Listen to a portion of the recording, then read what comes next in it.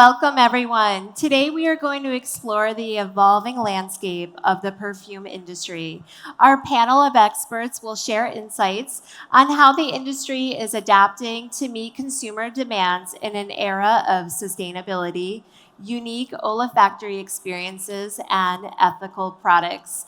My name is Lauren O'Connell, and I'm the beauty editor at Cosmopolitan Middle East Magazine, and I'm your host for today's conversation. So first, I'm going to ask our panelists to introduce themselves. We'll start with you, Kevin. I'm Kevin Mathys. I'm perfumer at CPL Aromas for 4 years now. I've been working in perfume industry for more than 10 years and mostly for Middle East markets. Yeah. Farah. Hi, I'm Farah. I am transitioning, so the last 3 years I've had beauty e-com at Namshi, and I'm transitioning to a brand role as a Middle East and Africa e-com director. Hi, my name is Evarist. I work for Sterling Perfumes. I've been around the perfumery for the last 14 years, Sterling for the last 2 years. I'm the director for marketing and new business for them. Thank you. My name is Ronny. I'm a co-founder of Golden Scent. We are the largest online retailer for perfumes in the Middle East. Thank you all for being here. So we'll start with Ronny, and I would love for you to describe traditional distinctions between mass-produced and niche fragrances. Yeah, that's a very nice question. Let me start maybe with the mass-produced fragrances. So typically we have mastige and prestige. Yeah? I would describe it as the typical international premium perfumes, is like the prestige. So these are brands that you have like you have like a Hugo Boss, a Gucci. These are brands that are available everywhere, and scent-wise, they're also designed to please a majority of consumers. And in niche, in my experience in the last 10 years, I would say, niche has come up as a new category. And the typical niche brand is you have a founder who has a very sharp idea, producing a very extravagant perfume with a higher price point. So I would say niche typically starts somewhere at like 700 dirhams and above. Could be 1,000 dirhams, 1,500. So it's competing a bit more with the Creed, Creed as a typical example. And typically, those niche brands are not designed to please everyone. And also, the distribution is very selective. So you will not find it in a majority of retailers. It's very punctual, very selective in the distribution. And on the design side, also many founders put a lot of extravagant design into it. And since it is very, like as the name says, niche, it also means low volume. Then you have, as a consequence, you have to deal with often standard components, standard bottles, standard glasses. But out of these standard components, they are still able to make something nice out of it. Thank you. Evarist, I noticed as Ronny was talking, you were nodding your head a lot. And can you describe the differences between mass and niche perfumes today in the UAE? See, again, if I have to give you a little context to the entire, before answering your question. Now, as we all understand, Dubai, which is representing the UAE, okay, and the Khalij audience or the Emirati audience, for them, perfumery is more an indulgence. So Emiratis per se, because as I said, they're more into perfumery. It's been part of their culture, they're part of their tradition. They don't put a number to the fragrance, yeah? I mean, they can go as high as 1,000 dirhams and as low as 75 dirhams, okay? For them, a fragrance is a fragrance, okay? Of course, their understanding of the perfumery in terms of the ingredients. Okay, I think they were the masters. I mean, they are the ones who taught the world what layering is all about. Okay, so they understand it very well. But if you, as what Ronny rightly said, if I have to put a number, okay, it will be $200 plus is where niche will come in, and mass would be starting from say 50 dirhams to maximum 150 dirhams. That's the kind of a segment that will represent the mass for the Emiratis. Okay, if I have to contextualize from that point of view. Yeah, I mean, is there anything more you would like me to elaborate? I think that was excellent. Yeah. Thank you. Farah, what are the main trends you are seeing for mass versus niche fragrances, especially in e-com? Yeah, I mean, I think Ronny and Evarist really described the differences between mass and niche quite nicely. I think one of the biggest challenges with selling fragrances online is obviously you don't have that opportunity to really touch, feel, even see what that scent invokes in you. So a lot of the purchases that happen online, anyway, for fragrances, are either driven as repeat purchases. So it's a fragrance you already know and then you want to buy it. And then it's the job of the e-com player to make sure that they make you as a consumer feel comfortable that this is actually a genuine product, sourced in the right supply chain, etc. Or the second one is by word of mouth, or if there's some kind of hype. Now, I think this works really well, especially for niche fragrances, where you have, for example, was it I can't remember, maybe Ronny would know, the MFK fragrance that Rihanna endorsed. Baccarat Rouge. Baccarat Rouge, yeah, you're right. See, I knew he'd know.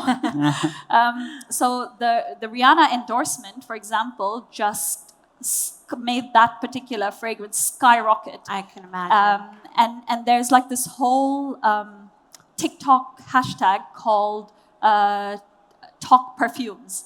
And that's being taken over more and more by niche fragrances because there's such a desire to kind of find that unknown, hidden, not something that everybody has. Yeah. So I think the main thing that niche perfumers are doing is, first of all, I think, especially in e-com, we say they don't want to try and shout about the brand. They don't want to do any marketing. They're happy kind of, having it spread by word of mouth. Whereas you have like these mass and mastige and prestige fragrances where they're trying more and more to mimic the niche strategy. So, it's almost like these large perfume manufacturers are trying to mimic what the popular niche fragrances have in terms of virality. That makes sense. I don't know if that makes sense. Yeah, it does. It does. And Evarist, how do Arabs create identity with perfumes? Sorry? How do Arabs create identity with perfumes? It's again, if I like to always contextualize. Let me contextualize it for you. Arab is a very homogeneous society, right? In terms of their clothing, in terms of the abayas and the kanduras that they wear, the language, the food, the overall culture.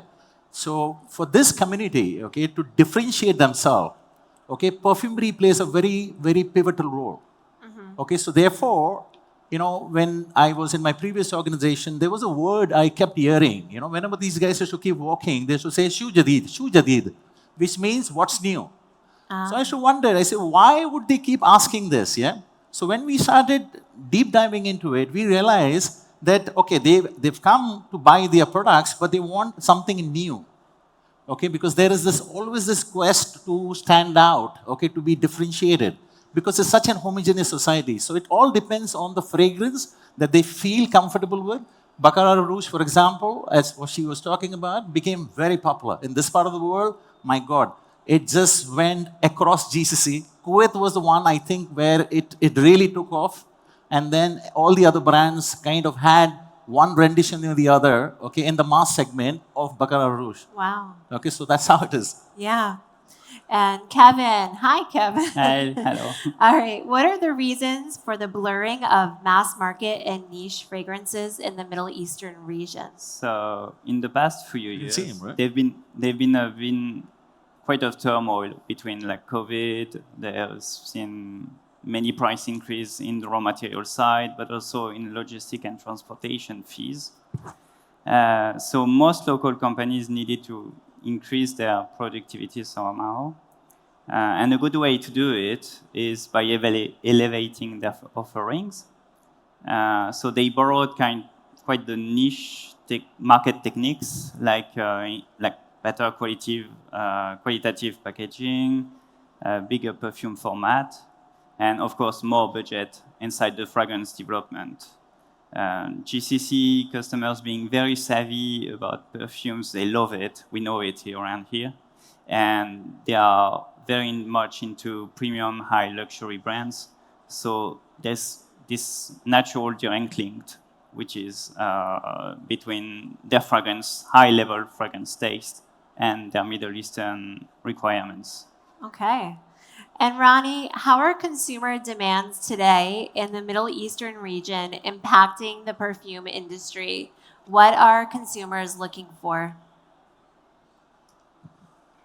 That's always a very interesting question. I mean, I would say in the last 10 years, we have seen a huge explosion of brands in general. And so there's now in 2023, we see a much larger variety of brands. And especially in the GCC, local brands have emerged, whether they are Saudi-based, Kuwait-based, Dubai-based. So this, I would say, like what I can see, my feeling is there is a slow tendency to buy local brands here from GCC. And in general, I would say as a trend, also price points are falling. So I would say it goes in line with increased competition. So whenever you have, of course, more and more brands compete with each other. And it's good for the consumer. So there's lower price points. And on the scent direction, I would say there's a trend towards the mix between East and West. Oh. So which is even local, whether it's from Saudi, from Kuwait, or Emiratis. I would say it's not anymore purely Arabic, which is the traditional heavy oud and heavy amber fragrances. There's more and more a growth of either a Western scent with an Arabic identity, or a mix between East and West. So it's like a kind of, it's not fresh and aquatic or green like a European fragrance, but it's also not heavy amber, oud, leather like an Arabic fragrance. But mixing these ingredients and whatever is in between, this is kind of, I would say, a trend from the recent years. Maybe Kevin can probably say more about this. I will go after that.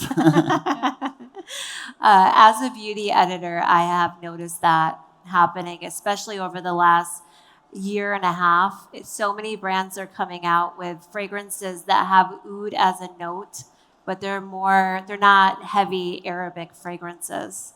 So I'm definitely seeing that too. And Kevin, as a perfumer, what impact has the blurring had on you? And what about the general aspects of the perfumery industry regarding formulation?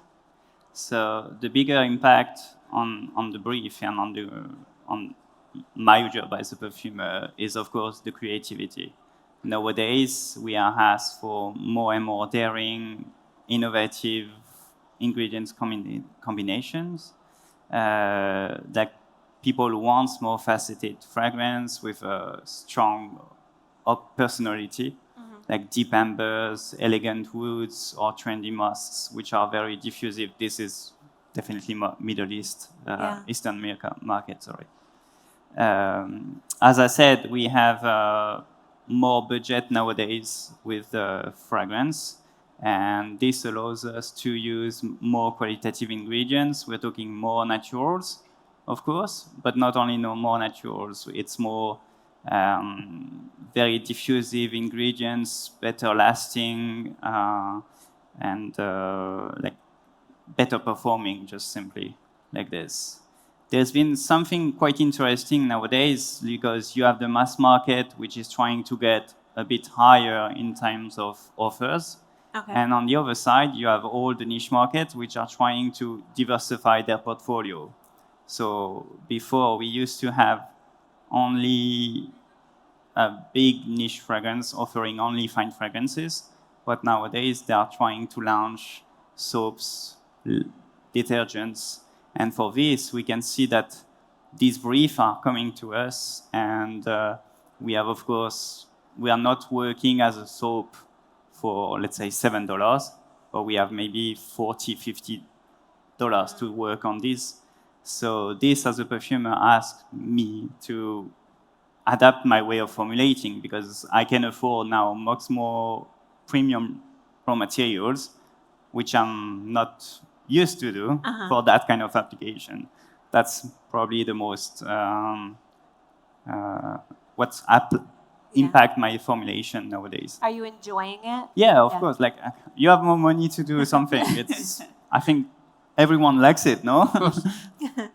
Ronny, how has fragrance retail changed over the last 10 years in the GCC, and how is the industry responding? Well, I'm a representative of an online retailer. So in 2014, when we launched, we were the first online e-commerce for perfumes and beauty from Saudi Arabia. So we kind of kicked it off in Saudi. So yes, there's of course, online retail is a new player in the fragrance industry. Although, I mean, since the beginning, and I'm hearing this question also in 2023, how can you sell a perfume online? Yes, you can sell a perfume online. You do not necessarily need to smell it. I agree with Farah, what she mentioned. There are different use cases, different customer funnels, why people decide to buy a perfume online. Besides, I mean, in the online game, we have, of course, online retailer, then we have the emergence of marketplaces like Amazon, Noon. Then we have also in the last 10 years, a lot of new D2C, direct to consumer, also often starting online. This is, I would say, attributable to the emergence of light and cheap technology that becomes available, like a Shopify. So it's much easier nowadays to launch a brand online. In the offline retail, then we have a lot of kiosk business everywhere in the GCC. So, of course, a lot in Dubai, a lot in Saudi, a lot in Kuwait. So this is, I would say, something new. I'm not sure if there's more space for more kiosks, perfume kiosks. And yeah, I think this is a bit like... Could I add on? Evarist, you want to say something? Yeah. Go for it. See, perfumery being a sensorial category, okay, I know there's a huge influx of online sales that has happened, especially after COVID. But perfumery being sensorial, okay, even in the next 5 to 10 years, the way I see the future, I see this more as a brick and click model. It can never be just an online model or an offline model. It has to be a nice amalgamation of brick and click. Again, if I have to look at it from the consumers, and this is now I'm talking about only from the college audience, in this part of the world, as part of their recreational activity, okay, people like to go to malls. And during their visits to malls, they will go to perfumery outlets. That's why you see so many mono-retail brands here.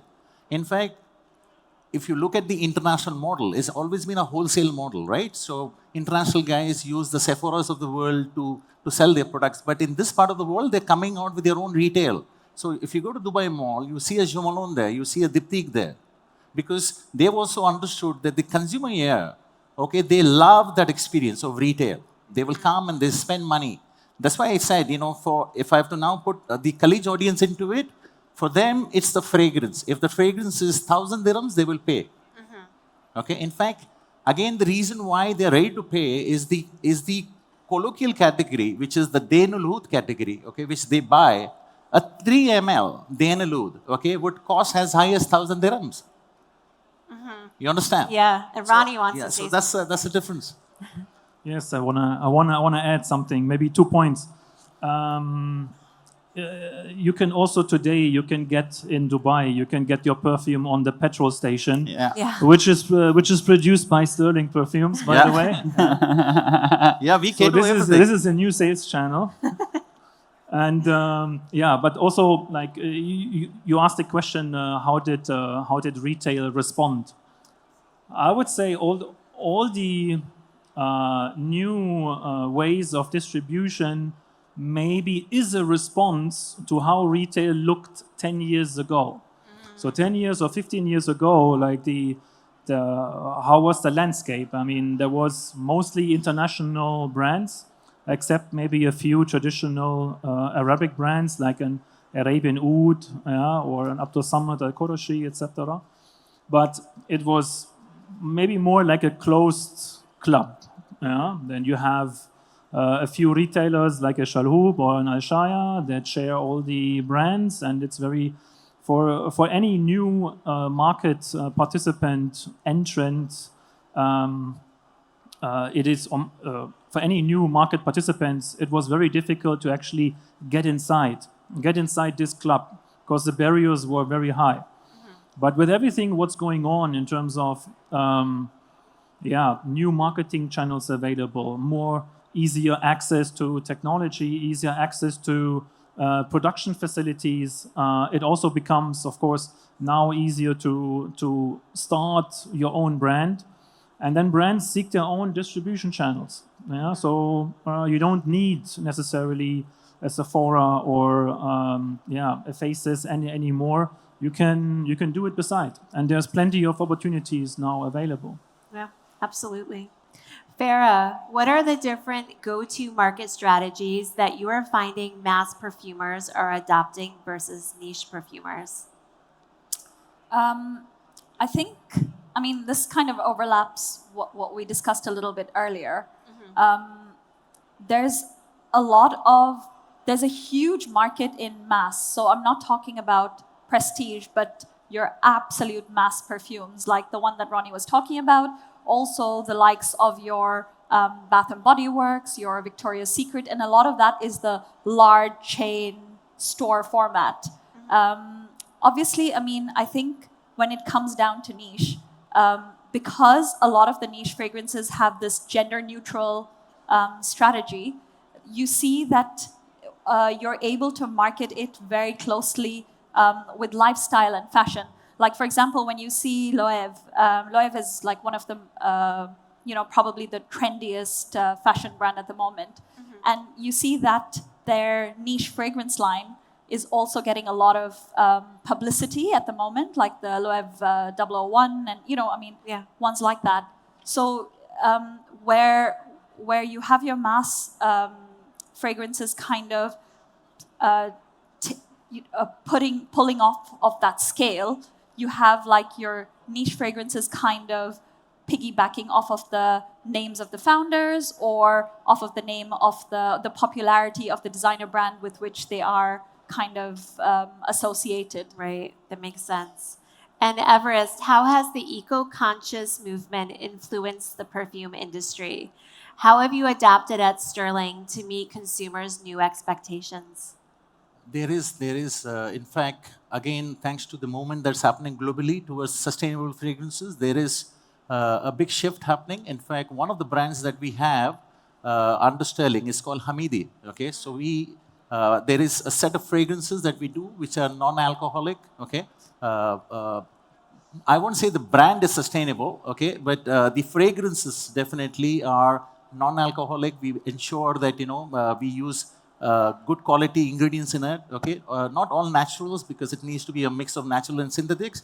But there is a growing awareness. In fact, there is something that we are working on. Okay, as one of our new offerings that hopefully we'll be launching in Beautyworld 2024. Okay. Okay. But yes, the direction is there. People consciousness has come about. Okay. There are more and more consumers coming and asking us, customers coming and asking us about having products which are more sustainable. Yeah. So there's definitely a direction in which I think many brands in the GCC will be working towards as we go along. Wow, thank you. And Kevin, how have you had to adjust your practice to meet new sustainability requirements or to create more ethical products? Okay. To work sustainably as a perfume company, it's the whole group which has to take action on this. It's not only the perfumers. At CPL, we have a technology called EcoBoost. It's one of our best sustainable technology. It's basically a perfume formulation where we don't compromise on the performances, and we manage to get the same performance as the regular fragrances, but we manage to dose it 10 times less. Okay. This allows us to reduce the waste consumption, water consumption, packagings, and of course transport costs and things like this. So this is one of our best solutions for sustainable customers who wants to launch a product which is sustainable. Then we have also our buyers, which are always on the lookout for sustainably sourced materials and upcycled materials as well. We also partner with family-owned farms and suppliers on ethical programs. For example, we own our own fields in Egypt for geranium oil. So all of these different actions are at the end summing up when I'm creating a fragrance, and especially for some customers that they really want to go sustainable with a certain approach, and some which wants only to highlight some different ingredients which are sustainably sourced and not only a technology. Right.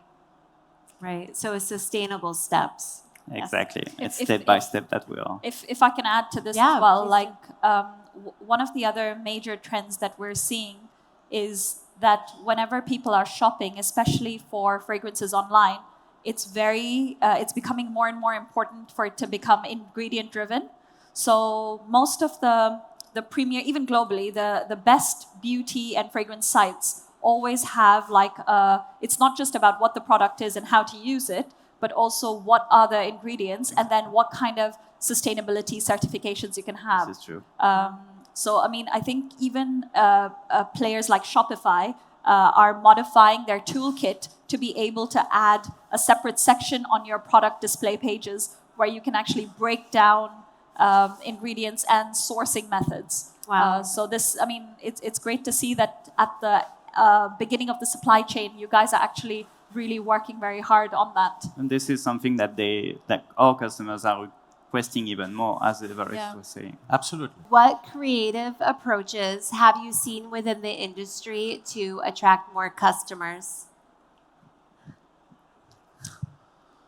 I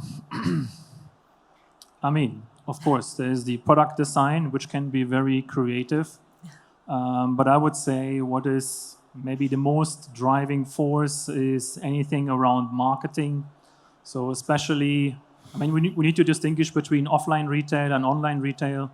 Offline retail is driven a lot by location. You need to be in a very good location, and you will automatically get traffic. If you launch something online, there is no traffic unless you create the traffic. So you need to find, of course, creative ways how to motivate consumers to pass by your domain, to pass by your website or app, and then to make a purchase. What are creative ways? I'm not sure. I'm not sure if any one of the other participants has some ideas or examples as inspiration, and then maybe I can add on top. See, because of the entire digitalization that has happened, okay, one set of people who have really taken off, and we've seen it all across categories, just not in perfumery, is the social media influencers. Yeah. Today, they drive the category. In fact, they are the ones, whether you're talking about perfumery or cosmetics, you name it, okay? They are the ones who introduce the brand, introduce the products. There's so much of interactive content that has been created. So when I started my career in advertising, the good old days in '93, and what I see today, there is a remarkable change. Yeah? Today, people are going more in testimonials. Okay, people want that as a. I mean, they will rather have something which is, face-to-face kind of a creativity, if you have to put it like that. But they prefer it like that. They want honest opinions. They follow influencers who specialize in certain categories. I was aghast in one of my experiences. Now, yes, fine fragrances is sensorial, but what takes it to the next level is the traditional category, which is something called a muhatta, right? What they burn, okay, which they do their incensing on their clothes. There was this influencer that I had worked with in Kuwait. She launched that. It's a muhatta. She launched it for 35 KD. So that's almost 400 dirhams. Yeah. And it got sold off in 30 minutes. Wow. 30 minutes. Yeah. And I was just wondering how? I mean, how could anybody, you've not even smelt it. Yeah. But that's the power of the influencer today. It's true. As long as Ronny's been doing this, I refuse to believe he doesn't know creative ideas to generate traffic. I'm sure he knows them better than any of us. But I think key opinion leaders is a big one. Yep. But there's also, I feel like, an apathy towards influencers, because if you look at marketing ROIs now, when brands used to invest, the kind of returns that everybody gets on influencers versus even a year ago are not the same. So, marketing budgets have increased, and still the clicks, the returns, the conversion rates are not where they used to be last year for influencers, because there's a bit of an apathy. I think the emerging trend right now is UGC. So there's a lot of user-generated content, which means that people like you and me are talking about our experiences, and we're a lot more believable than, for example, I don't know, Miss whoever who has 2.5 million followers, who has a lot of eyeballs, but does she convert? And that's a big question that retailers and brands are asking themselves a lot these days. People are looking for, they feel that the influencers aren't as trustworthy. Yeah. Or maybe they're being paid to say it. Yeah. And I think that's in line with Meta's, with Instagram's new guidelines, where they actually write paid partnership as well. Yeah. So they allow, creators to be transparent about where they're being paid and where they're actually genuinely recommending something. Yeah, that makes sense. I mean, sometimes for me, when I'm flipping through, if I'm scrolling through, if I see paid, I just keep scrolling. Yeah. Ronny, did you come up with anything? Not in detail. I think it would be probably too detailed to discuss, for example, how an ad is structured. So, for example, a UGC ad, you would structure it in a different way than like a branded content. But obviously, we play on all fields, like anything that is digital, online marketing, etc. We do it all. I don't know, as a general tip, I would say if you want to launch a brand, first think about, of course, the very core. Like, think about your brand, the brand story. What do you want to do? Like, you need to have a really good concept around it. Yeah, the name, the packaging, and whatever you want to tell to the people, it needs to be conclusive. It needs to be sound. And then you go out, and then you need to do, of course, marketing. And the better your brand story is, the better your brand concept is, the easier it will be then also for, if it's an influencer, to talk about your brand.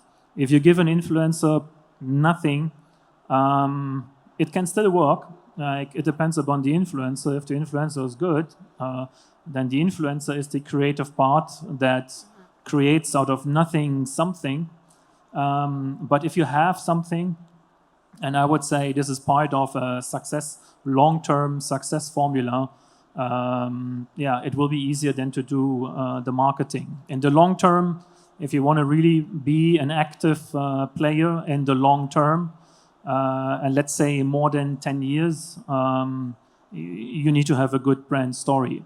And you need to build a brand, you need to build up brand equity. Otherwise, you will get lost in like raising or growing marketing budgets, and you will not sustain. And yeah, I mean, is there anything else other than influencers? Yes. I mean, for us, we are like a multi-brand platform.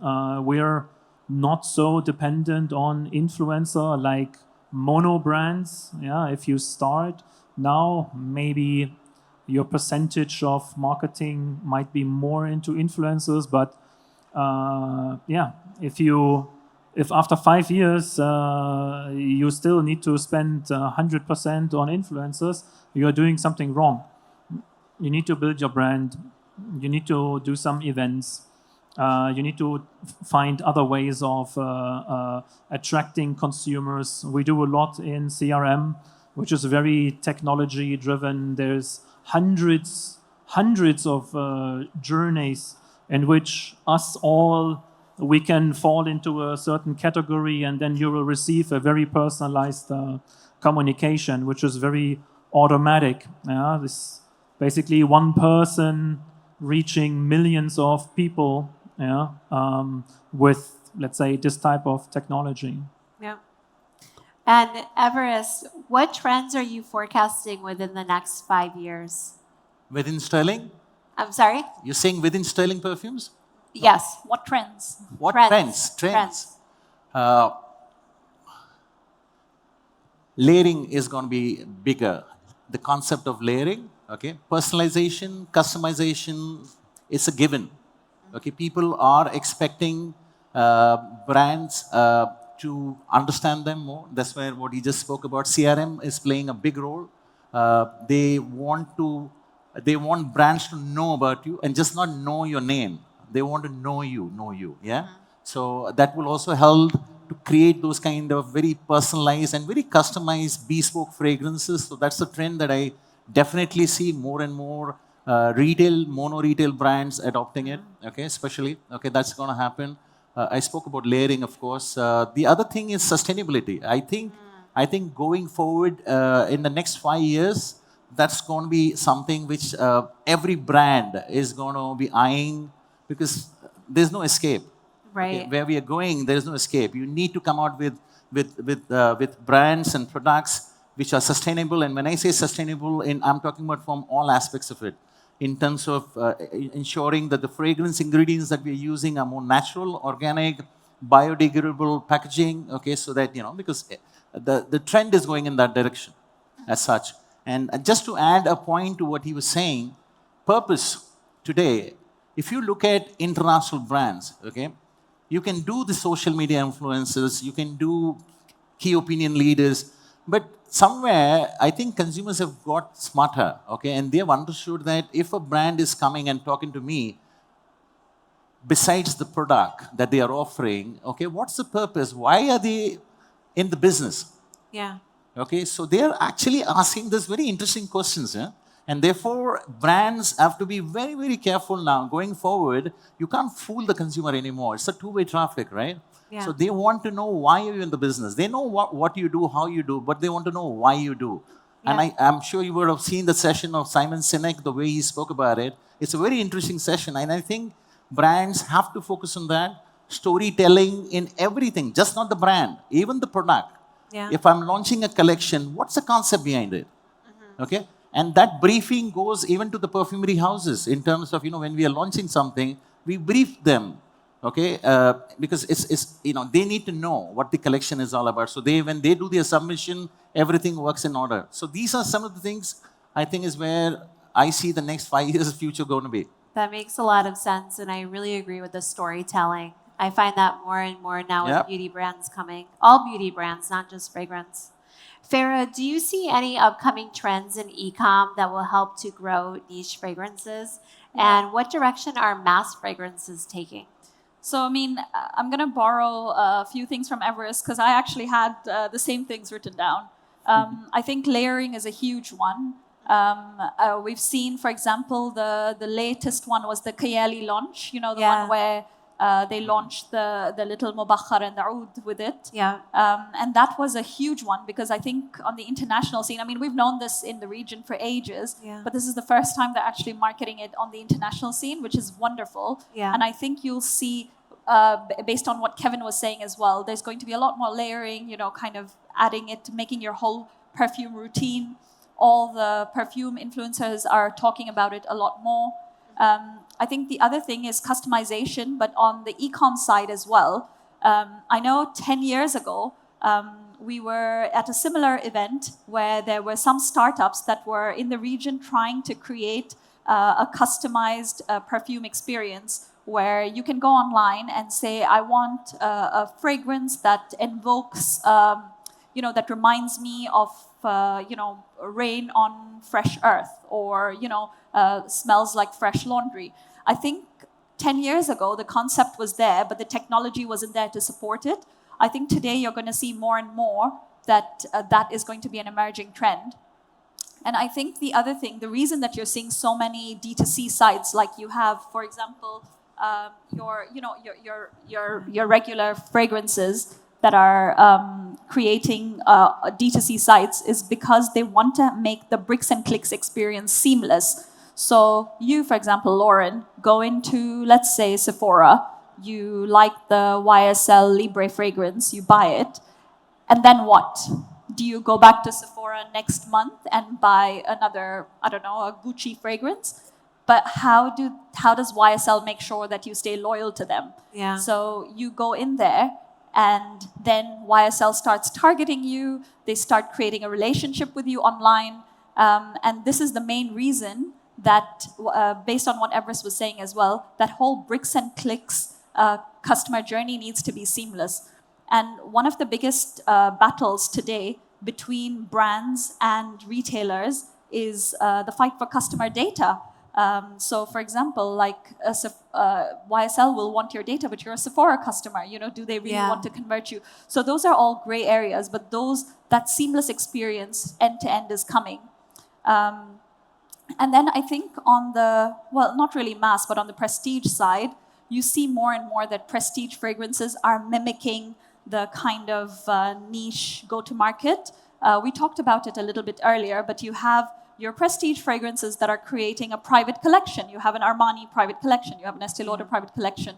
And that's because they want to create that exclusivity. It's not for these large companies that are very profit-driven. These fragrances are not a profit-making line, but it's a way for them to stay kind of relevant as niche fragrances are coming in and eating up pure perfume market share. I think my colleagues would know Creed, for example, is it showing up on the top list for overall fragrances? Yeah. Yeah, Creed is good. And it's giving prestige Aventus. fragrances a run for its money. Yeah. Wow. So I think these are the key kind of trends in e-com. Oh, and sorry, last one is reverse logistics. So like we talked about the problem of how do you get the e-com customer to discover fragrances online. One huge thing is being able to send them out samplers and then maybe have some kind of reverse logistics. Now, with reverse logistics evolving, there are more opportunities for there to be like feedback between the customer and the retailer. So you get a sampler of, let's say, 7 sterling perfumes. You chose one, you like it, maybe you return the box, or you get a decanter where you can put all of your sample pack into a larger decanter and kind of use it. So I think the support system generally is evolving, and that's going to improve the customer experience. Wow. I hope you guys are taking notes. Kevin, last question. In what direction do you see the future of perfumery going? So I think the future is definitely the Middle Eastern will keep on having those very heavy smell, like lots of woods, ambery and things like this, but they will tend to harmonize it with rest of the world as like all the taste. Like there is this kind of melting points happening everywhere in the world. So this is for sure. We're gonna see this, and the perfumery is going to probably face a lot of challenges due to regulatory changes, raw material shortage with global warming. It sounds really bad what I'm gonna say, but it's kind of the truth. We're gonna be more and more people in the world, so the most like the priority will be to feed those people more than to growing rows to perfume them. So this global warming and everything will probably bring us as a perfumer more and more challenges. But I think with these challenges comes new opportunities to be creative.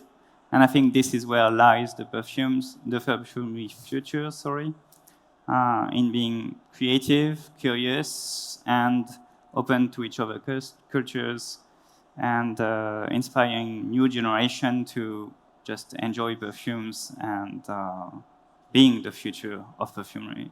Oh, thank you very much. Thank you. Thank you to our panelists for all your expertise. And now if anyone has any questions, this is the time to raise your hand. Just a question out of curiosity. What's everyone's favorite fragrance? There's so many. What's your favorite one today? I'm a big fan of vetiver fragrances. So for me, the best vetiver fragrance would be Sycamore by Chanel. Farah? I like androgynous perfumes. So I like Tom Ford fragrances. Tobacco Vanille might be right up there for me. Nice. Same here. In fact, Black Afghano, has been my favorite. I've always liked something in that direction. So that's something which has been my favorite for a very long time. I actually didn't buy a perfume for a long time since I'm getting stuffed with lots of, whether it's samples or gifts. I'm wearing and trying out or changing a lot in the niche perfumery. If I would say now a name, it wouldn't ring a bell to anyone. These are brands that are too small. But from the international brands, for example, a Chanel Allure Homme is very nice. Thank you. Does anyone else have a question? Deciphering the blurry lines between mass and niche, where do Orientals or Florientals play a role? See, everybody is learning. The mass is learning from the niche in terms of ensuring, the limited edition, which was always a forte of niche. Now you see a lot of mass brands in the Orient category coming out with this limited edition.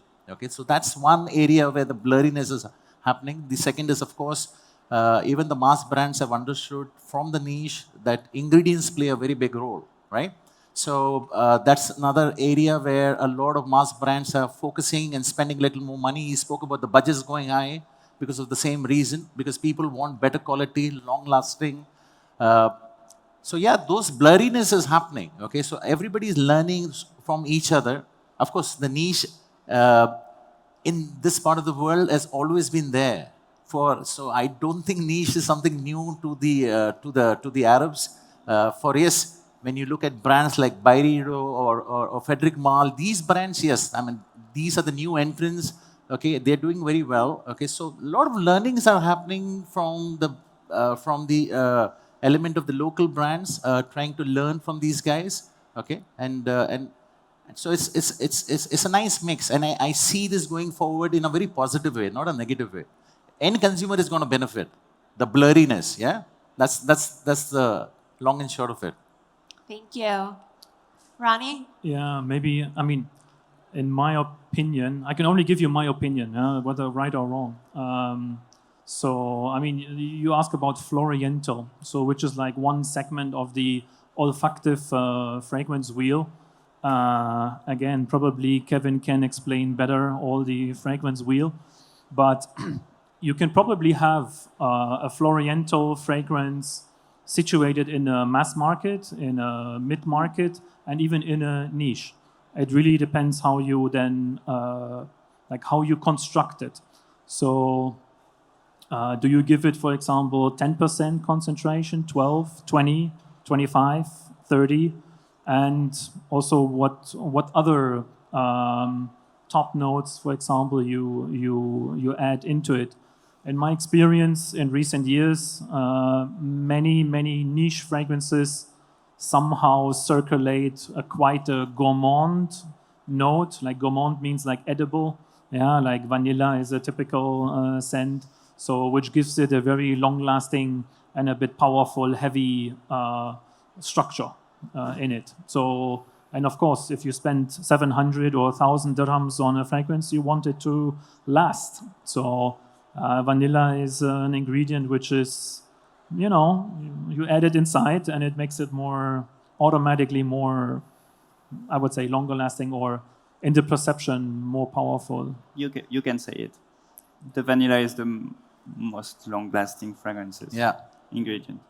But if you add vanilla, then don't try to put color into the fragrance. It will change. All right. Well, that concludes our panel discussion. Thank you, everyone, for coming, and thank you to our experts. Thank you. Thank you. Thanks, Lauren.